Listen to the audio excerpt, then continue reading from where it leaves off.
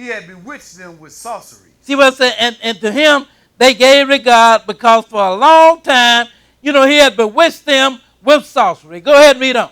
But when they believed Philip preaching the things concerning the kingdom of God and the name of Jesus Christ, they were baptized, both men and women. So now, here Philip, he came along with the word, but I'm not concerned with that. But now, so now this man gave himself out to be some great somebody, and he done bewitched the people, and everybody is thinking this man is some great power of God here. Let's go. I'm going to show you this stuff going to be going on in the last days. But first of all, let's go and look back. Let's go to Exodus chapter 7. And we're going to begin reading at verse 8. We're going to take a look back first. Then I'm going to show you about the last days, what's going to be going on. Because Satan is still busy as ever. In fact, the Lord even inspired Peter to write, he's like a devouring lion going around seeking whom he may devour. He's like a roaring lion, brother, going around seeking whom he may devour. And the same devices that he used in the past, they are the same devices that he's using today. And one of his main devices is deception, isn't it? Because the book said that he deceived the whole world. And he's still working through deception, and he's still working through this sorcery too. But we're going to show you that. But let's go look back first. Let's go to Exodus chapter 7. And we're going to pick it up at verse 8. Exodus 7, and we're going to pick it up at verse 8. 7 and 8. Go ahead and read, brother. And the Lord spake unto Moses and Aaron, saying, When Pharaoh shall speak unto you, saying, Show a miracle for you, then thou shalt say unto Aaron, Go ahead. Take thy rod and cast it before Pharaoh, and it shall become a serpent. Now, when Pharaoh say unto you and speak unto you, saying, Show a miracle for you, then you tell Aaron, Take thy rod and cast it down, and it will become a serpent. Go ahead and read on. And Moses and Aaron went in unto Pharaoh, and they did so as the Lord had commanded. Go ahead. And Aaron cast down his rod before Pharaoh and before his servants. Go ahead. It became a serpent. And this was a miracle by the hand of the Lord here. But then Pharaoh's sorcerers, they were able to do some of this stuff too. Go ahead and read on. Then Pharaoh also called the wise men and the sorcerers. See what Pharaoh called his wise men and he called his sorcerers. Now y'all cast down y'all rod too. Go ahead and read on. Now the magicians of Egypt, they also did in like manner with their enchantments. Now he said they did in like manner with their enchantments. Go ahead and read on. For they cast down every man his rod, and they became serpents. So now these are the magicians and the sorcerers. They done cast down their rods, and now they have become serpents. But now what Aaron did, it was did by the hand of the Lord. But now they doing the hand by some demonic spirit. Because it says sorcery here, didn't it? Go ahead and read on. But Aaron's rod swallowed up their rod. And he hardened Pharaoh's heart, that he hardened not unto them, as the Lord has said. Now, let's go look back again. Let's go this time to Job. And we're going to pick it up this time at chapter 1, and we'll begin reading at verse 6. Job chapter 1, and we'll begin reading at verse 6. Job 1 and 6. We still looking back, but we're going to look forward in a minute. Job chapter 1, and we'll begin reading at verse 6. 1 and 6.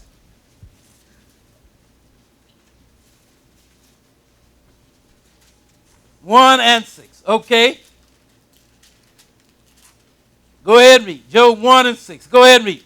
Now there was a day when the sons of God came to present themselves before the Lord. And Satan came also among them. Now there was a day that the sons of God came to present themselves before the Lord. Satan came among them. Go ahead and read. And the Lord said unto Satan, Whence comest thou? Now you ask Satan, where do you come from? Go ahead and read. Then Satan answered the Lord and said, From going to and fro in the earth, and from walking up and down in it. So this is what I was saying earlier. When the Lord said, Upon your belly shall you go, and thus shall you eat. That didn't mean that he was going to be slithering around on his belly. Because he's saying right here, he said from going to and fro in the earth and walking up and down it. And let you know Satan is in this earth. You understand what I'm saying? He might not deal with you directly, but he can deal with you indirectly. Go ahead and read on. And the Lord said unto Satan, Hast thou considered my servant Job? Go ahead. That there is none like him in the earth, a perfect and upright man. Go ahead. One that feareth God and eschewed evil. Then Satan answered the Lord and said, Doth Job fear God for naught? So now the Lord said unto Satan, Have you considered my servant Job a perfect and upright man, one that feareth God and that flee from evil? And Satan answered the Lord and said, do Job fear you for nothing? You got your edges around him. You taking care of him. He should fear you. Go ahead and read on.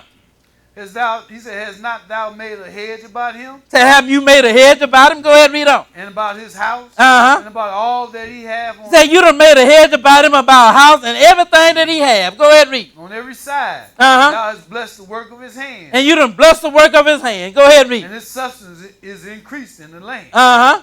But put forth thine hand now, and touch all that he have, and he will curse thee to thy face. See what Satan said, but he said now, but put forth your hand. This is what Satan is saying to the Lord. But put forth your hand and touch him, and he will curse you to your face. Look at what the Lord said. Go ahead and read.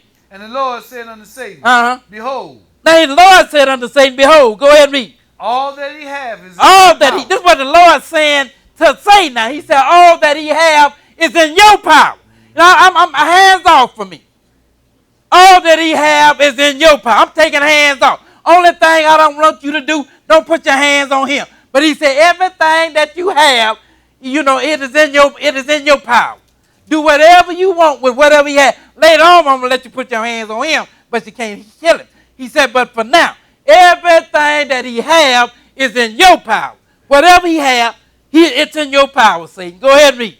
Only upon himself put not forth thine hand. But you can't put your hands on him. But you can put your hands on everything that he have. Go ahead and read on. So Satan went forth from the presence of the Lord. And Satan went forth from the presence. Go ahead and read. And there was a day when his sons and his daughters were eating and drinking wine in their eldest brother's house. And there came a messenger unto Job and said, the oxen were plowing, and the asses were feeding besides. And the Sabaeans fell upon them and took them away. Yea, they have slain the servants with the edge of the sword, and I only am escaped alone to tell thee. Now he said, so now this is some of Job's possessions, isn't it?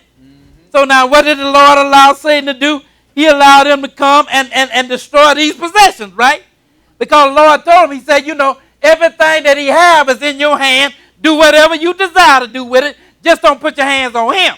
That let you know the Lord can set limitations as to how far Satan can go. But everything that Job had, he says, in your hand, do whatever you want to do with it. Go ahead and read on. 16. Go ahead. While he was yet speaking. Now, while he was yet speaking, go ahead and read. There came also another and said, Fire of God is fallen from heaven. Well, was that the fire of God or was that the fire of Satan? That was the fire of Satan, wasn't it? Because Lord said hands off, didn't it? Lord said, I ain't got nothing to do with it. He said, everything that he got is in your hand. Didn't he tell Satan that? Right. So now his servants thought it was the fire of God. But it was not the fire of God. It was the fire of Satan. So now he said, so now his servants came and said, the fire of God. Go ahead and read on. It's fallen from heaven. Go ahead. And that burnt up the sheep and the servants. Go ahead. Consumed them. And I only am escaped alone to tell thee. Now, that is good enough. So now, whose fire was it? This was the fire of Satan, wasn't it? Even though his servants thought it was the fire of God. But God said, I'm going to keep hands off. You can take everything that he have and do whatever you want to do with it, right? So whose fire was this? This was the fire of Satan came down. Even though his servants thought it was the fire of God. Now, let's go to Matthew chapter 3. 24 rather, and verse 3. Matthew 24 and verse 3. 24 and verse 3. So now, you see it back in Exodus. The servants of Satan, they dealing with the sorcery. And they done made rods turn to serpents and all of that. And now Satan done brought fire down from heaven and destroyed Job's servants. Let's go now to Matthew chapter 24, and we're going to pick it up at verse 3. This last day stuff that we're reading here. I just want to read the third verse so everybody can understand this is last day stuff. 24, verse 3. Go ahead and read. And as he sat upon the Mount of Olives. This is Jesus sitting upon the Mount of Olives. Go ahead and read. The disciples came unto him privately, saying, Tell us, when shall these things be? And what shall be the sign of thy coming and of the end of the world? And they asking him about the sign of the coming and of the end of the world. And he named them signs, and we know we're living in these days. Skip down, though, to verse 15. Go ahead and read. When ye therefore shall see the abomination of desolation, spoken of by Daniel the prophet, go ahead, stand in the holy place, whoso readeth, let him understand. Now, this abomination of desolation